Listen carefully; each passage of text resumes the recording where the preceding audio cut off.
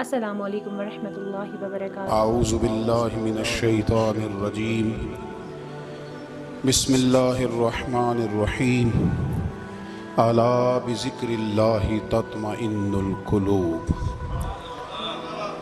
صدق اللہ العظیم وصدق رسولہ النبی الکریم، ان اللہ وملائکتہ یصلون علی النبی یا ایہا الذین آمنوا صلوا علیہ وسلموا تسلیما۔ اللہم صلی علی سیدنا و مولانا محمد معدن الجود والکرم وآلہ وصحبہ وبارک وسلم۔ تمام تعریفیں، حمد و ثنا اللہ تعالی جل جلالہ کے لیے۔ زاں بعد درود و سلام نبی اکرم نور مجسم شفیع معظم احمد مجتبیٰ جناب حضرت محمد مصطفیٰ صلی اللہ تعالی علیہ وسلم کی ذات والا صفات کے لیے حمد و صلات کے بعد قرآن مجید نے ارشاد فرمایا، الا بذکر اللہ تطمئن القلوب۔ فرمایا خبردار ہو جاؤ، اللہ کے ذکر میں ہی دلوں کا اطمینان ہے، اللہ کے ذکر میں دلوں کا چین ہے۔ لوگ بہت سارا مال، بہت ساری دولت، بہت ساری عقل اور بہت سارا شعور ہونے کے باوجود بے سکون ہیں۔ جس چیز نے زمانے کو تکلیف میں مبتلا کر دیا ہے اور جو چیز ڈھونڈنے سے نہیں ملتی وہ اطمینان ہے، وہ قرار ہے۔ لوگ بھیک مانگتے ہیں، منت کرتے ہیں، دہائی دیتے ہیں کہ کہیں سے سکون کی دولت مل جائے، لیکن وہ میسر نہیں آ رہی۔ بڑے بڑے لوگ ہیں،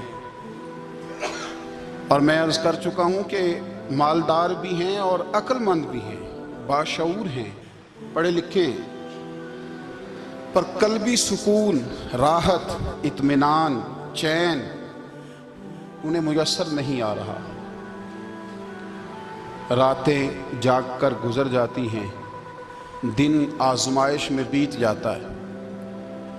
وہ کبھی اس کے لیے ٹھنڈے علاقوں کا سفر کرتے ہیں، کبھی دوستوں کی مجلسوں میں جا کر کے بیٹھتے ہیں، کبھی گھر سے دور اکیلے میں تنہائی میں وقت گزارنے کی کوشش کرتے ہیں، لیکن دولت سکون ناپید ہوتی ہے، میسر نہیں آتی۔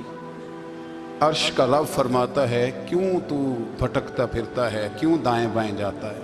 چپ کر کے مسجد آ جا اور لوگوں سے بچ کے تنہائی میں میرا ذکر کر۔ اللہ ملے گا کیا؟ فرمایا، اعلیٰ بذکر اللہ تطمئن القلوب، میں تیرے بے چین دل کو چین عطا کر دوں گا۔ وہ تیرا تڑپتا اور پھڑکتا ہوا مزاج، اسے میں سکون کی دولت دوں گا۔ یہ تجھے کہیں اور نہیں ملے گا، یہ میری یاد میں ملے گا۔ یہ چین، قرار، سکون تجھے یہیں میسر آئے گا۔ اطمینان قلبی زندگی کا حسن ہے بھائی، دولت سکون اصل ہے۔ بڑے ٹھنڈے کمرے میں کچھ لوگوں کو نیند نہیں آتی، اور داتا صاحب رحمۃ اللہ علیہ آپ جائیں تو دونوں سڑکوں کے بیچ جو فٹ پاتھ ہے نا، اس پہ بھی کچھ لوگ سوئے ہوتے ہیں۔ ادھر سے بھی گاڑیاں گزرتی ہیں، ادھر سے بھی گاڑیاں گزرتی ہیں، لیکن بس نیند ہے نا، اللہ کا فضل ہے، اس نے دے دی ہے، آنے والوں کو آ گئی ہے۔ اطمینان قلبی، میرا معاشرہ بے سکون ہے، بے قرار ہے۔ مجھے کچھ لوگ کہتے ہیں جی میں آج کل بڑا بور ہو رہا ہوں، تو میں کہتا ہوں یار ہمیں تو ٹائم ہی نہیں ملا آج تک بور ہونے کا، نہیں وقت ہی نہیں اتنا میسر آیا، کون سا ٹائم نکالے جس میں بندہ بور ہو؟ وہ تو ہے کہ انسان کچھ فارغ ہو، کہیں اس کے پاس گنجائش ہو تو بور بھی ہو لے۔ کیسے بور ہو لیتے ہو؟ یہ کیا ہوتا ہے بور ہونا؟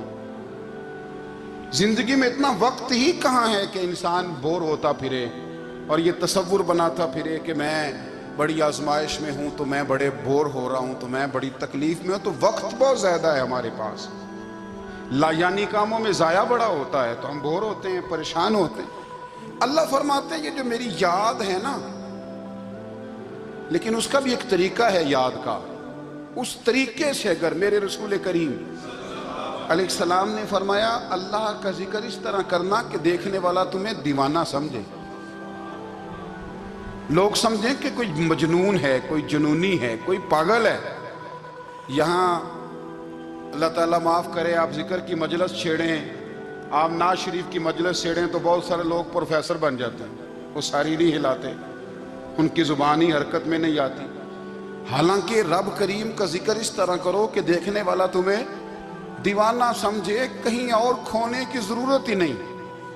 میرے حبیب گویا ہمیں فرماتے ہیں تو رب کے ذکر میں اس طرح کھو جا کہ تجھے دنیا کا خیال ہی نہ رہے، تجھے پھر دنیا کی ہوش نہ رہے۔ لیکن اگر نماز میں بھی خیال غیر آئے، ذکر میں بھی توجہ کہیں اور ہو، زندگی میں وہ عجیب لمحہ تھا، وہ میرے ساتھ تھا اور میں تنہا تھا۔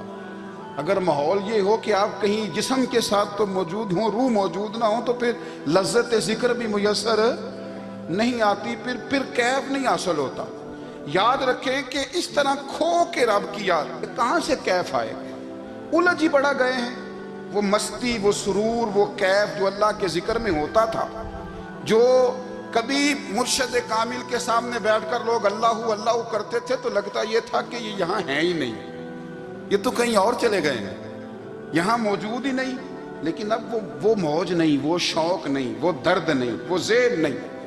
اقبال تڑپ کے کہا کرتے تھے خیرت کی گتھیاں سلجھا چکا ہوں، یا رب مجھے صاحب جنوں کر دے، اللہ مہربانی فرما، وہ کیفیت دے، وہ سرور دے۔ زندگی میں اگر اطمینان چاہتے ہو تو کبھی کبھی سب کچھ بھول کے نا تو مست ہو جایا کرو رب کی یاد میں۔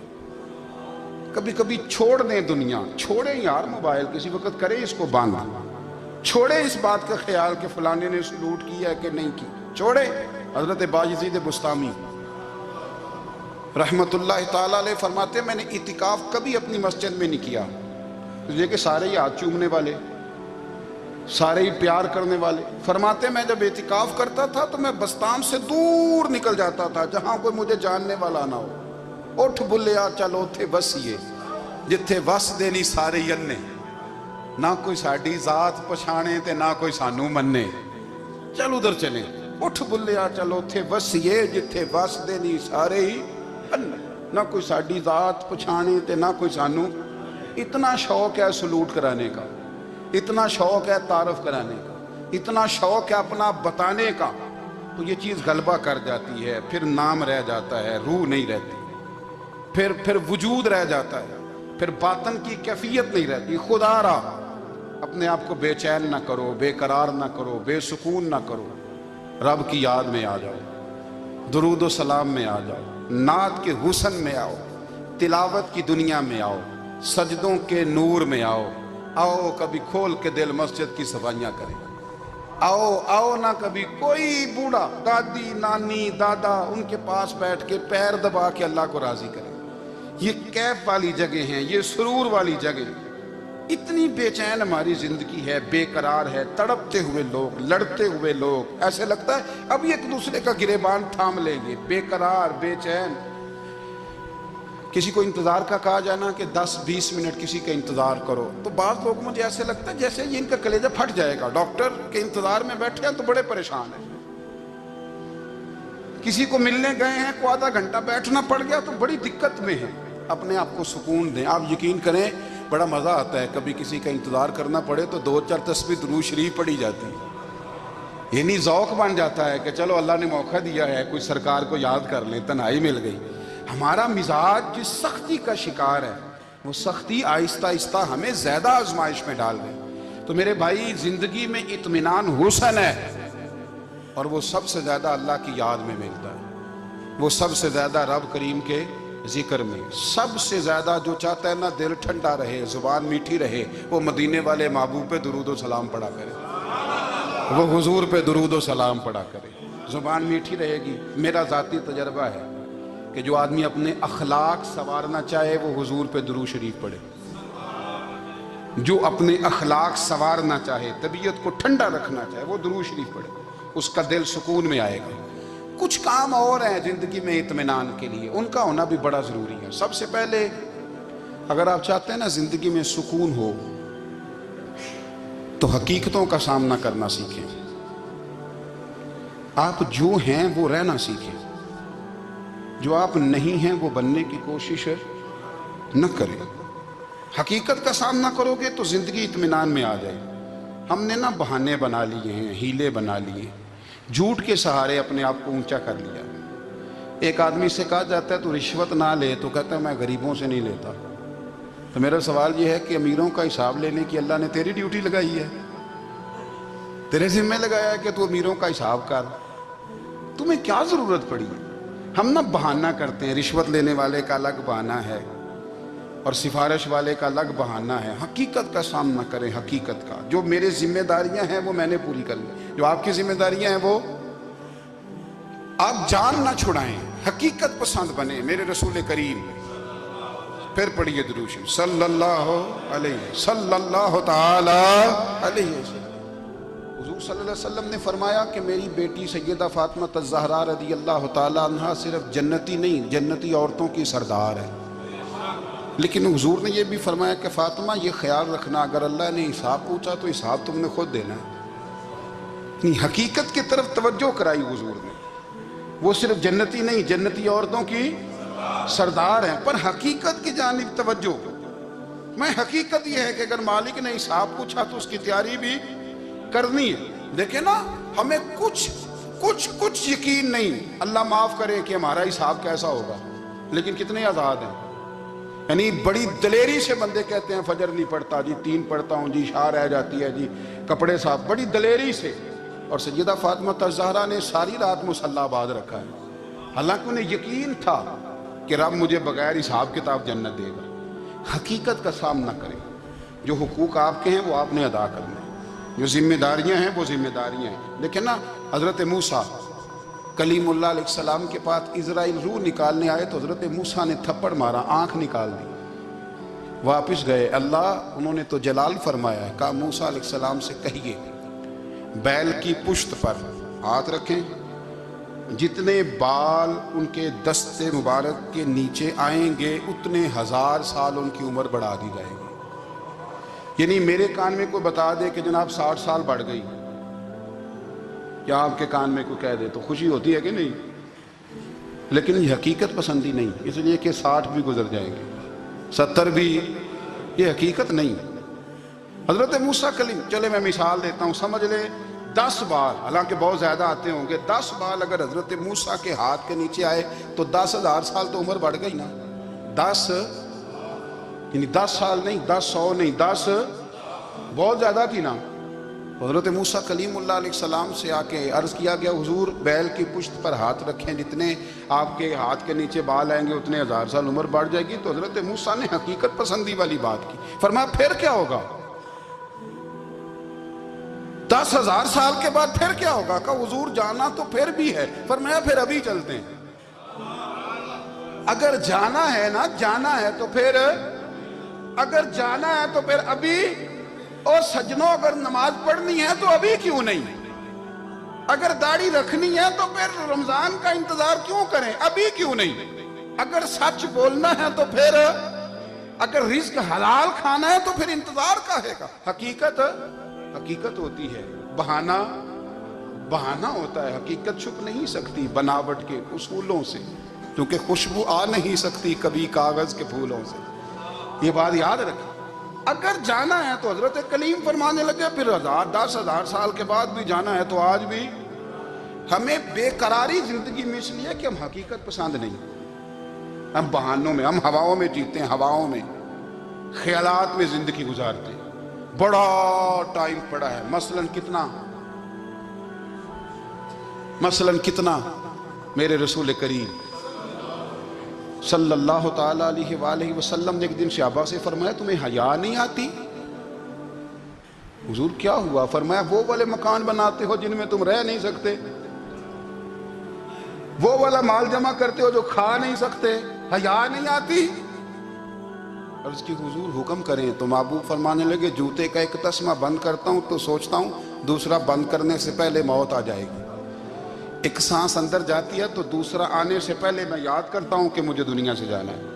تمہیں حیا نہیں آتی؟ وہ مکان بناتے ہو جن میں رہ ہی نہیں سکتے، وہ مال جمع کرتے ہو جو کھا، حقیقت پسند نہیں بھائی ہم۔ بہت سارے لوگ ہیں بڑی باتیں سناتے ہیں، بڑی، میں کہتا ہوں اصل میں نا زیادہ باتیں سنا کے نا بیچارہ اپنے آپ کو مطمئن کرنا چاہتا ہے۔ اصل بات یہ ہے کہ اندر سے نا ہلا ہوا ہے، کچھ بھی نہیں، بڑا زیادہ ہنستا ہے اور مجھے لگتا ہے کہ کوئی گہرا زخم چھپا رہا ہے۔ اس لیے ملمہ سازی، حقیقت پسند بنو، حقیقت پسند۔ یاد رکھنا، من ترک صلاۃ متعمدا فقد کفر، میرے رسول نے حقیقت بیان کی، فرمایا جس نے ایک نماز بھی جان بوجھ کے چھوڑی اس نے رب کے رب ہونے کا انکار کیا، اس نے کفران نعمت کیا۔ یہ حقیقت ہے، کوئی کلیریفیکیشن نہیں، کوئی وضاحت نہیں۔ جو نماز نہیں پڑھتا، جھوٹ بولتا ہے، غلط بیانی کرتا ہے۔ جو شخص رزق حرام کما کے کہتا ہے کہ اس کے بغیر گزارا نہیں چلتا، وہ جھوٹ بولتا ہے۔ اس لیے کہ رب فرماتا ہے جب تجھے پیدا کیا ہے تو تیرا رزق میرے ذمہ ہے۔ اللہ فرماتا ہے کہ لا یکلف اللہ نفسا الا وسعها، میں کسی پر وہ بوجھ نہیں ڈالتا جو اٹھا نہ سکے۔ نماز فرض کیا، اس کا مطلب ہے ہم پڑھنے کے قابل ہیں۔ اس نے ہمارے ذمہ داریاں لگائی ہیں تو مطلب یہ ہے کہ ہم ذمہ داریاں ادا کرنے کے قابل ہیں، ورنہ وہ کہتا ہے میں وہ بوجھ ڈالتا ہی نہیں جو تجھ سے اٹھایا نہ جائے۔ اگر چاہتے ہو کہ زندگی میں اطمینان ملے تو خدا را حقیقت پسند والی زندگی گزارو۔ یہ فضاؤں میں زندہ رہنا، ہواؤں میں، اللہ بڑا معاف کرنے والا ہے، اللہ بڑا کریم ہے، معاف کر دے گا، تو بھئی یہ بات صحابہ کو بھی پتا تھی، یہ اہل بیت کو بھی خبر تھی، تو وہ تو ایک ایک بات کا لحاظ کرتے تھے۔ یہ غوث اعظم کو بھی پتا تھی، یہ ان کے والد کو بھی پتا تھی، جنہوں نے کسی کا ایک سیب کھا لیا تھا تو 12 سال اس کے گھر میں نوکری کرتے رہے۔ انہیں نہیں پتا تھا اللہ بڑا کریم ہے، معاف کر دے گا، ایک سیب ہی ہے نا۔ تو حقیقت پسندی آپ کو سکون دے گی، اور اگر آپ نے اپنے آپ کو غیر مطمئن کیا ہوا ہے، بات کچھ اور ہے، اور آپ نے اپنے آپ کو ڈال کسی اور طرف لیا ہے، تو پھر آپ کو سکون مل سکتا؟ سکون حقیقت پسندی میں، اصل میں سکون ہوتا ہے، اداکاری میں سکون نہیں ہوتا۔ تیسری بات سنیں، اگر آپ چاہتے ہیں زندگی میں مطمئن رہیں تو دنیا داروں سے امیدیں توڑ دیں، اللہ اور اس کے رسول سے امید وابستہ کریں، اولیاء اللہ سے امیدیں وابستہ کریں، صحابہ اور اہل بیت سے امیدیں، اللہ اور اللہ والوں سے امیدیں، دنیا داروں سے امیدیں۔ آپ کو پتا ہے دنیا دار کی تباہی کب ہوتی ہے؟ جب انہیں خوش آمدی مل جاتا ہے۔ چودھری کا بیڑا اس وقت غرق ہوتا ہے جب اسے چودھری کہنے والے زیادہ ہو جاتے ہیں۔ سیٹھ صاحب اور نواب صاحب بیچارے تباہ تب ہوتے ہیں بھولے پن میں، جب ان کے دائیں بائیں ریلا ہوتا ہے سیٹھ صاحب کہنے کا، لوگ انہیں کھانا چاہتے ہیں، پیار ان کا نہیں ہوتا، ان کی جیب کا ہوتا ہے، محبت ان سے نہیں ہوتی، ان کی کرسی سے ہوتی ہے، ضروریات کا پیار ہوتا ہے، تباہ کر دیا جاتا ہے۔ ہماری ساری توقعات دنیا داروں سے وابستہ ہو گئی ہیں، ناراض نہ ہونا۔ پیروں نے، مولویوں نے، درویشوں نے، انہوں نے بھی سیٹ رکھے ہوئے جلسوں کی صدارت کرانے کے لیے، یعنی مذہبی جلسہ ہے، اس میں بہت زبردست پڑھے لکھے صاحب تقوی عالم کا خطاب ہے، اور کی صدارت وہ بندہ کر رہا ہے جس نے عشاء کی نماز بھی نہیں پڑھی، وہ بندہ صدارت کر رہا ہے۔ کیوں؟ اس لیے کہ اس نے لاکھ روپیہ دیا محفل میں۔ خدا را دنیا داروں سے امیدیں چھوڑ دیں، ورنہ آپ کمزور پڑ جائیں گے، آپ کی امیدیں ٹوٹیں گی۔ کتنا کمزور ہے وہ شخص جو 2-4 ہزار کے لیے کسی بندے کی چاپلوسی کرتا ہے، اس کے پیچھے بھاگتا ہے، خوش آمدیں کرتا ہے، تھوڑے سے نوٹوں کے لیے، دکھ سکھ میں کام آئے گا اس کام کے لیے۔ میرے رسول کریم علیہ السلام نے فرمایا جس نے بندوں کو راضی کرتے کرتے رب کو ناراض کر دیا، اس کی دنیا بھی گئی اور آخرت بھی گئی، اور فرمایا جس نے بندوں کی پرواہ نہیں کی اللہ کو راضی کیا، فرمایا اگر رب راضی ہو گیا تو لوگوں کے دلوں میں بھی محبت پیدا فرما دے گا۔ کیا ضرورت ہے خوش آمد کرنا دنیا داروں کی، سیٹوں کی، نوابوں کی، چاپلو۔ اور میں آپ کو ایک بات بتاؤں، ہوتا پتہ کیا ہے، یہ جو حب جا اور حب با ہوتی ہے نا، اس سے پیٹ نہیں بھرتا۔ آپ کو اگر خوش آمد کرنی ہے تو پھر آپ کو ساری زندگی کرنی ہے۔ پھر ان کو بھی پتہ ہوتا ہے کہ تعلق کس بنیاد پر ہے، اس میں کبھی بھی خلوص پیدا نہیں ہوتا۔ آپ بے چین رہتے ہیں، بے قرار رہتے ہیں، آپ کو تکلیف رہتی ہے ہمیشہ۔ کبھی بھی دنیا داروں سے امیدیں وابستہ نہ کریں۔ ایک بات سنیں بڑی شاندار، امام غزالی نے لکھی ہے۔ امام غزالی فرماتے ہیں کہ ہارون الرشید نہ حج کر کے واپس آیا بغداد میں، تو کونے میں حضرت بہلول دانا بیٹھے تھے، رش بہت تھا، مجمع بڑا تھا۔ حضرت بہلول دانا بھی سڑک کے کنارے بیٹھے تھے، تو سپاہی کہنے لگے یہاں سے اٹھ جاؤ، فرمانے لگے ہارون رشید کی زمین نہیں، زمین میرے رب کی ہے، میں کیوں اٹھوں؟ وہ قریب سے گزرا تو سلام لی، تو آپ نے اس کا پروٹوکول دیکھا تو فرمانے لگے ہارون رشید تجھ سے تگڑے تگڑے موٹے موٹے پروٹوکول میں نے لوگوں کے دیکھے ہیں، اور یہ جو تیرے دائیں بائیں آج تیرے نعرے لگا رہے ہیں یہ پہلے ان لوگوں کے نعرے لگایا کرتے تھے، اور تھوڑا وقت گزرنے دے، جو تیرے بعد آئے گا نا یہ سارے پھر ان کے نعرے بھی لگائیں گے۔ تو جھوٹ کی دنیا میں زندہ ہے، ان سے تو نے امیدیں وابستہ کی ہیں، یہ کل اس کے نعرے لگائیں گے۔ اس کے دل پہ بڑا اثر ہوا، گھوڑے سے اتر آیا، آگے کہنے لگا حضور آپ نے مجھے بڑی اچھی نصیحت کی ہے، میرا دل بڑا ٹھنڈا ہوا ہے، میں نے سنا ہے آپ مقروض ہیں، کچھ لوگوں کا قرض، تو مجھے کوئی حکم ہی کر دیں۔ آپ ہنسنے لگے، فرمانے لگے یار تو بڑا ہی بیوقوف ہے، بڑا ہی بیوقوف ہے، تو میں تجھے نصیحت کر رہا ہوں تو مجھے الجھا رہا ہے، حضور کوئی حکم کر دیں۔ کیا خوبصورت انداز ہے رب کریم کے بندوں کا۔ حضرت بہلول دانا فرمانے لگے تیرا رب کون ہے؟ کہا اللہ، تو فرمایا میرا کون ہے؟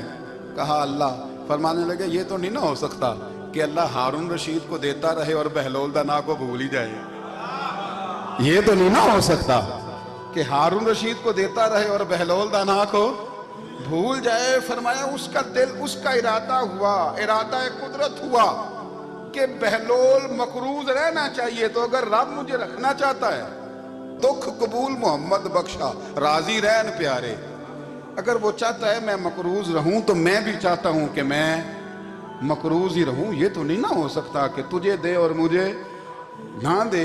فرمایا میری تجھ سے کوئی امید نہیں، مجھے جب بھی دے گا میرا رب بھی دے گا، اور وہ دے گا تو پھر انشاءاللہ خزانے کھول کے دے گا۔ دنیا داروں سے امیدیں وابستہ کرنا، لوگوں کے پیچھے، یہ چھوڑ دیں، آپ بے چین رہیں گے، بے قرار رہیں گے۔ اللہ والوں سے ضرور امیدیں وابستہ کریں، اس لیے کہ ان کے پاس جو کچھ ہوتا ہے وہ دراصل رب کا ہی ہوتا ہے۔ لیکن سیٹھوں سے، نوابوں سے، سیاستدانوں سے باز آ جائیں، ہماری بڑی امیدیں وابستہ ہیں۔ میں اکثر کہتا ہوں جتنے پھیرے نوکری کے لیے دنیا دار کے دروازے پہ لگائے ہیں نا، اس سے کم دفعہ مسجد میں نفل پڑے ہوتے تو رب اتنی بڑی مہربانی فرما دے۔ تیسری بات یہ یاد رکھیں، اگر سکون لینا چاہتے ہیں نا، اگر سکون لینا چاہتے ہو نا تو لوگوں کو ڈسکس کرنا بند کر دو۔ کس کو اللہ نے کتنے پیسے دیے ہیں وہ جانے اور اللہ جانے، کس کو اللہ نے کتنی گاڑیاں دی ہیں وہ جانے، اور لوگوں کو ڈسکس کرنا جی۔ یعنی میں ایک جگہ بیٹھا تھا تو ایک صاحب گاڑی والا گزرا، گاڑی میں بیٹھ کے، اس کا پڑوسی تھا، کہتا منہ ہے کار والا، میں کہ وہ تے ہے تاں ہی بیٹھا ہے، تے ہن میں کہ سمجھانا سی نا انہوں، میں کہ توں تے میں حساب لائیے بھی ساڈے کول کوئی نہیں، وہ تے ہے، لیکن نا اللہ نے اسے دی ہے نا، تو اللہ نے چاہا نا وہ کار میں بیٹھے، تو اس نے پھٹے پہ بیٹھ کے یہ تبصرہ کیا کہ منہ ہے کار والا، میں کہ ابھی وہ تے ہے تاں کار ہے۔ اب مجھے اور تجھے اندازہ لگانا چاہیے کہ ہم کیا یہ بحث ہے؟ یعنی اللہ کو چاہیے تھا معاذ اللہ کے پہلے تجھ سے پوچھتا کہ اسے کار دینی ہے کہ نہیں، کیا مطلب فضول بحث ہے؟ وہ چیز ہمیں اتنا تنگ کرتی ہے، اتنی تکلیف دیتی ہے کہ آپ یقین کریں سارا دن اسی کو ڈسکس کرتے ہیں، سارا دن اس کے پاس گاڑی ہے، اس کے پاس کار ہے، فلانے کا پیسہ 1 نمبر ہے، فلانے کا 2 نمبر ہے، فلانے کا 6 نمبر ہے، اصل بات کے اندر حسد ہے، اس کو نکالو۔ ایک بات کہنے لگا ہوں، اسے یاد رکھنا، میرے اعلیٰ حضرت رحمۃ اللہ علیہ فرمایا کرتے، حسد کرنے والا بندوں پر اعتراض نہیں کرتا، اللہ پر اعتراض کرتا۔ وہ کہتا ہے اللہ اسے کیوں دیا ہے، اتنا کیوں دیا ہے، معاذ اللہ وہ اللہ کی تقسیم پر اعتراض کرتا ہے۔ حسد کرتے ہو بے چین رہو گے، حسد آپ کے دل کو تڑپا کے رکھ دے گا، چھوڑے۔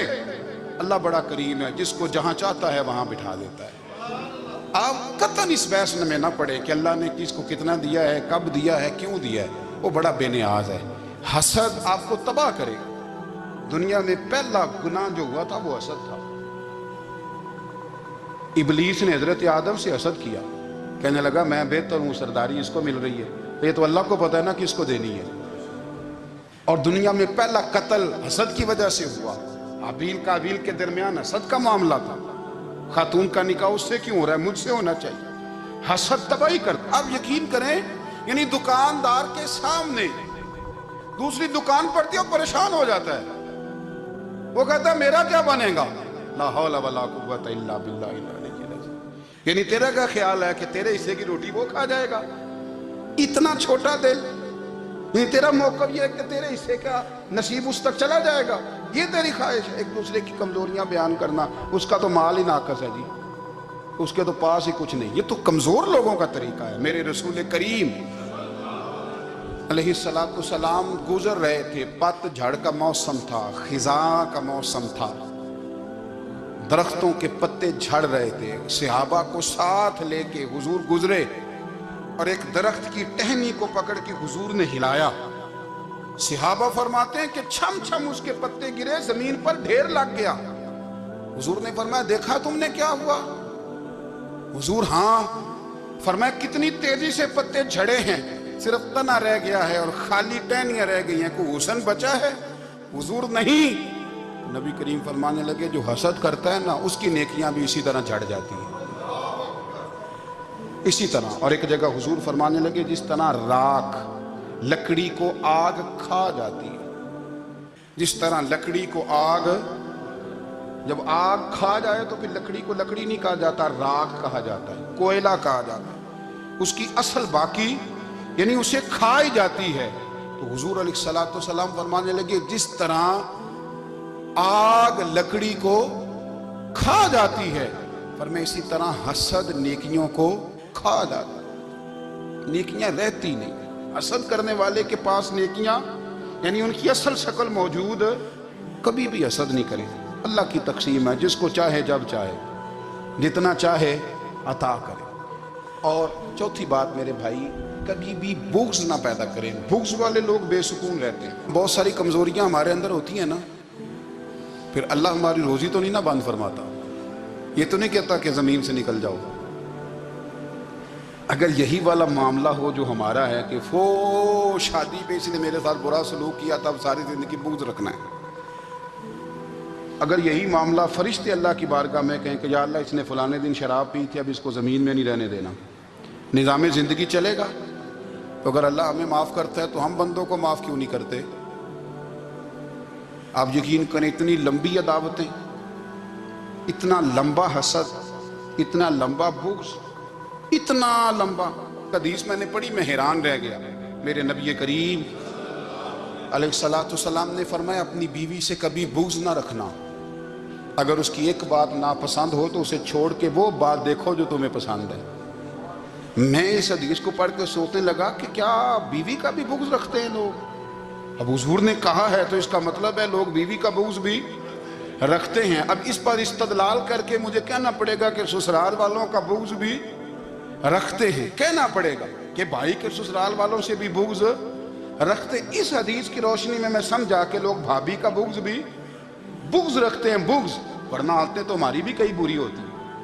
اگر عادات ایک وجہ بنے اختلاف کی تو عادتیں تو ہماری بھی کئی بری ہیں، لیکن ہم اپنی بری عادتوں سمیت اپنے آپ سے پیار کرتے ہیں اور سامنے والے کی ایک بھی عادت بری ہو تو اس سے بغض رکھتے ہیں. بغض نہ پیدا کریں. میرے نبی پاک علیہ السلام نے فرمایا کچھ چیزیں تمہارے دین کو مونڈ ڈالیں گی، تباہ کر دیں گی، کاٹ دیں گی. حضور کون سی؟ فرمایا حسد، تکبر اور بغض، یہ تمہارے دین کو تباہ کر دیں.